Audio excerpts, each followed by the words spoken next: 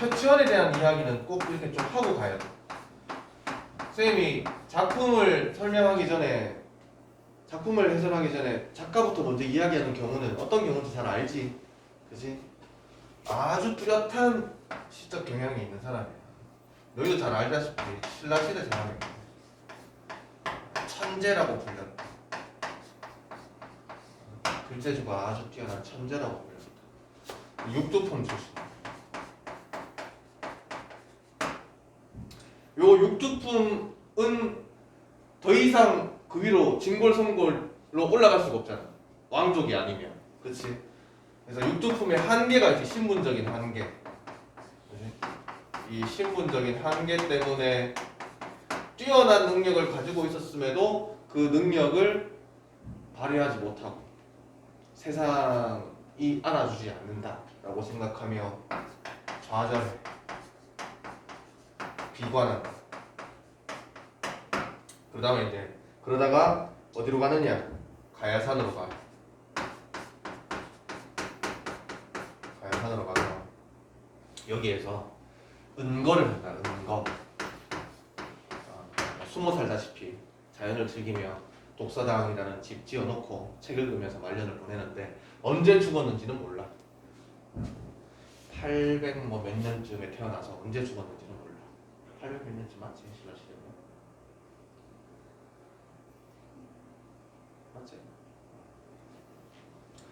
유학파야. 당나라 유학파인데 12살인가 13살인가 뭐 이때쯤이야.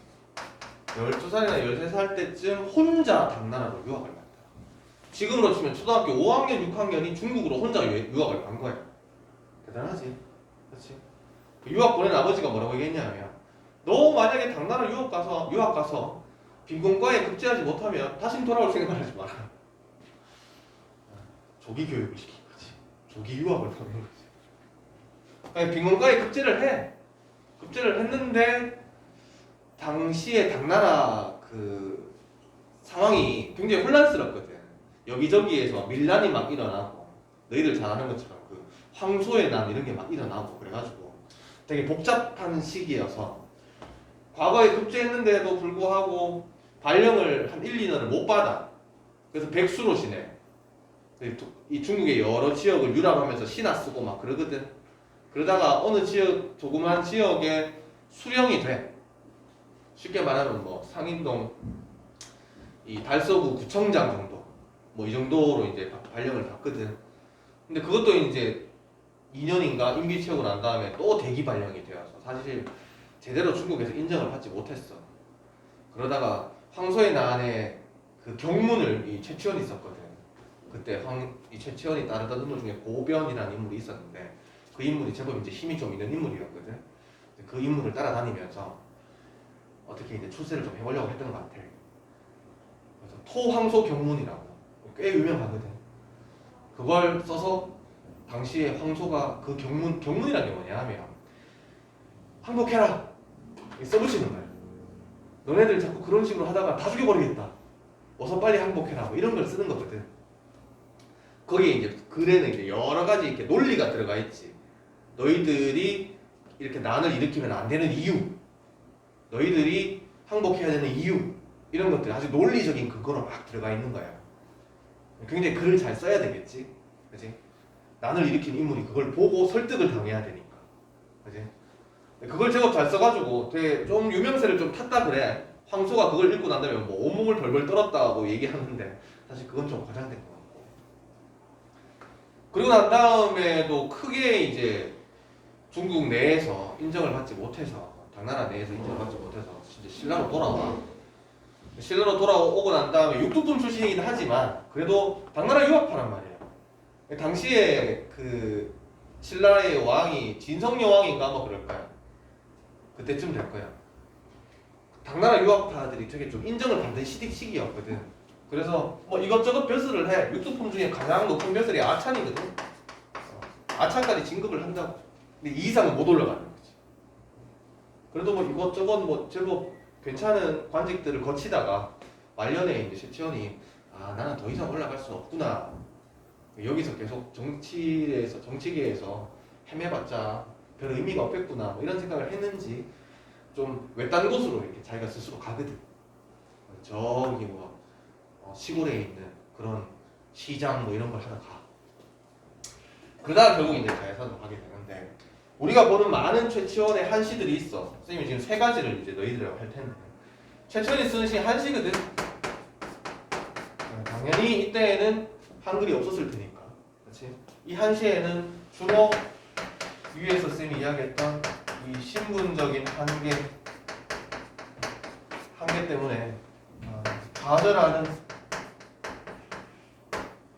이런 내용들을 주로 많이 담고 있다라고 최치원하면 이거 좀 생각해 주면 되고, 나중에 너네들이 이 최치원이 천재적인 재능을 가지고 있다 해서 고전 소설을 하나 누가 만들거든. 최고운전이라고. 모의고사에서 한 번쯤 봤지 싶은데 본 적 없네. 이게 최치원이에요. 최고운전을 읽어보면 최치원이 이 중국으로 사신으로 갔는데 마이크 안 차십니까? 마이크 안 찼어? 네. 마이크 안 찼네. 그래도 소리는 좀 들어가고 있었을 거야. 좀 약하지만 지금이라도 찾아. 이것 때문에 지금 정신이 팔려가지고 소리 좀 들어가고 있었을 텐데 모르겠다 어떻게 나올지. 최고운전을 읽어보면 최치원이 굉장히 비범한 능력을 지닌 인물로 나오거든.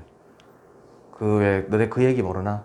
이 상자 안에 뭐가 들었는지 맞히는 이야기, 그런 거 들어본 적 있지? 그치? 그 최치원이 맞힌다. 그거를. 얼마 전에 중국에서 우리나라에 어떤 선물을 보낸 적이 있었거든. 얼마 안 됐어. 몇 달 안 됐어. 그때 그때 선물을 보내면서 뭐라고 적었냐면 최치원이 썼던 시의 구절을 그 선물에다가 그 문구를 적어가지고 우리나라 대통령한테 보냈어. 중국의 주석인가? 그런 사람이. 중국에서는 제법 최치원이 좀 유명해. 아직까지도. 최치원 기념관도 있고 거기에 보면. 아마 양주지 싶다. 중국의 양주 지방. 이 지역에서 아마 시장을 했을 거거든. 수령이었을 거거든. 양저우라고 부르는데 여기가 맞을 거야. 여기랑 최치원의 고향이랑 뭐 이렇게 자매 결연 도시도 맺고 막 그래. 제법 중국에서는 최치원이 좀 인정을 받아서 흔적이 많이 남아 있어. 최치원의 호가 또 해운이거든. 해운. 해운 하면 뭐 떠오르노? 해운대 떠오르잖아. 그렇지? 그 해운대 이름을 최치원의 호를 따서 지은 거야. 동백성 가면 최치원의 시가 일부가 적혀 있어, 바 위에. 최치원의 흔적을 따라서 이 지역의 이름을 해운대 뭐 이렇게 정했다고. 근데 신분적인 한계 때문에 이 천재성을 발휘하지 못하고 어떻게 보면은 이 신분제 시대의 희생양이 돼버린 거지. 이거 좀 기억해 주면 되고. 첫 번째 한시는 제가야산 독서당이야. 말 그대로 가야산에 들어갔다 했잖아, 그지? 가야산에서 책 읽는 집을 지어놓고 사는 이야기를 한시로 짧게 표현한 거지. 너희들이 이게 한시의 형식을 학교에서 선생님이 설명해 줄 수 있어. 이렇게 글자가 7자로 된 걸 칠원 이렇게 일단 이렇게 부르고, 그 다음에 쌤이 이제 편의상에 이렇게 행을 옆에 하나씩 붙여놨는데 사행으로 되어 있거든. 이렇게 사행으로 되어 있는 한시의 형태를 절구라고 불러. 절구. 그럼 얘는 뭐라고 부르면 되겠어? 밑에 있는 애는. 그렇지. 얘는 오원절구라고 부르면 된다. 내신 시험에서는 선택지에 나올 수 있을 정도인 거지.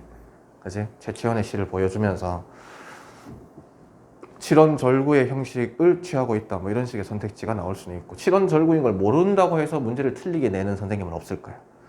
너무 암기잖아, 그거는. 이 형식이 어떤 내용에 영향을 주는 것도 아니거든, 사실. 읽어볼게.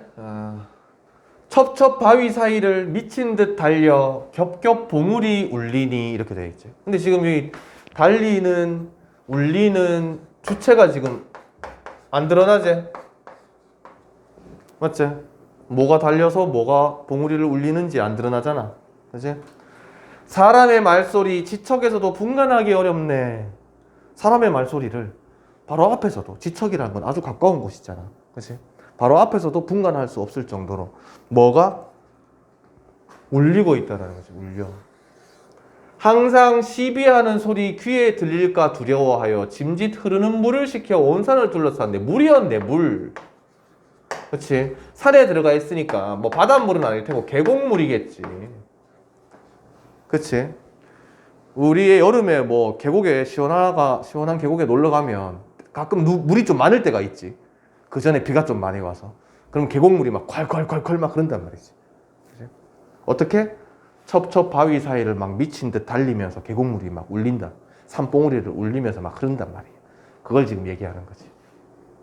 그 콸콸콸 흐르는 그 계곡물 때문에 바로 앞에서 말하는 소리도 잘 들리지 않을 정도로. 근데 이걸 어떻게 생각한 거야 지금? 항상 시비하는 소리가 귀에 들릴까 두려워했다는 거야. 시비하는 소리가 뭐야? 우리 시비 건다 할 때 그 시비거든. 옳고 그름을 말하는 거거든. 시비라는 게 옳을 시자에 그르비 아닐 비야. 잘못됐다는 뜻이야. 얘는 옳다는 뜻이고. 그러니까 다투는 소리인 거야. 네가 옳으니 내가 옳으니 이게 맞니 이게 틀리니 하면서 이게 다투는 소리란 말이야. 어디의 소리겠어? 속세의 소리겠지, 그렇지? 속세의 소리. 속세의 그 다투는 소리, 서로 싸우고 물고 뜯고 하는 소리가 귀에 들릴까봐 두려워서 어떻게 했다고? 짐짓이라는 건 일부러 이런 뜻이거든. 일부러 흐르는 물을 식혀서 온 산을 둘러쌌대. 가야산을 다 둘러싼 거야. 이해돼? 지금 어떤 시적 발상인지 이해를 하는 게 제일 중요한 거든. 사실 가야산에 계곡물이 흐르고 있는데 그냥 내가 들어온 거잖아. 그치? 사실은 그런 거잖아. 근데 지금 어떻게 표현한 거야? 내가 저 속세의 소리를 듣기 싫어서 이 가야산 주위로 뭘 계곡물한테 식혀서, 그지? 계곡물을 식혀서 콸콸콸 흐르게 만들었다 이거잖아. 그지? 이런 표현 방식을 뭐라 하지? 주객전도의 방식이라 그러지.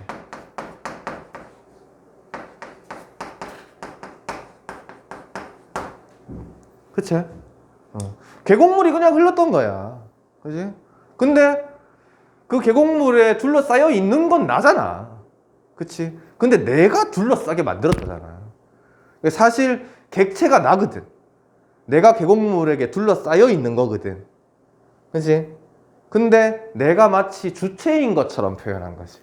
내가 계곡물을 식혀서 둘러싼 것처럼 표현한 거지. 이해되지? 옛날에 영화에서 그런 장면이 있었는데,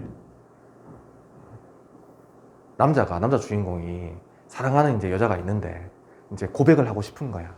근데 돈이 없어. 가난해. 그냥 막 이렇게 멋지게 프로포즈를 하고 싶은데, 그래서 어떻게 했냐면 한강에서, 그때 한강인가 뭐 광안리인가 그 불꽃 축제 하는 날 같은 그런 날을 정보를 입수해가지고 마치 자기가 그 불꽃놀이를 준비한 것처럼, 폭죽을 준비한 것처럼 이렇게 하나 둘 셋 하면 이제 폭죽이 빵 터지는 거지. 하늘에 막 불꽃들이 빡 하는 거지. 여자가 막 자기를 위해서 준비해 준 줄 알고 막 감동하고 이런 내용이 있었거든. 자기가 하지도 않아 놓고 마치 자기가 한 것처럼. 얘도 계곡물이 날 둘러싸고 있는 건데 내가 계곡물을 둘러싸게 만든 것처럼 그렇게 표현했다는 거지. 그러니까 주제는 뭐라고 볼 수 있어? 이 속세의 번잡함에서 벗어나고자 한다. 속세의 번잡함을 거부한다. 뭐 이런 내용이 주된 내용이라고 볼 수 있겠지. 그치? 그리고 지금 가야산에 들어와서 계곡물에 둘러싸인 이 산에 사는 이 삶에 대해서 만족한다.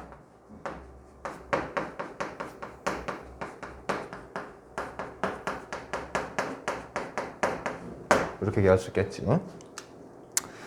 두 번째 봅시다. 추야 우중이야. 추야는 가을밤이고 우중은 비가 내리는 중 이런 뜻이잖아. 뭐 간단하게 하면 제목이 비 내리는 가을밤이네. 그지? 비 내리는 가을밤. 제목만 봐도 뭔가 좀 쓸쓸한 기운이 느껴지지? 안 그래? 비 내리는 가을밤. 서늘한 쌀쌀한 바람이 불고 낙엽이 막 떨어지는데 비가 내리고 있는 그런 모습이 제목을 통해서 우리가 떠올릴 수 있잖아. 나만 떠올릴 수 있나? 그래? 너희는 비 내리는 가을밤에 대한 어떤 느낌이 별로 없나?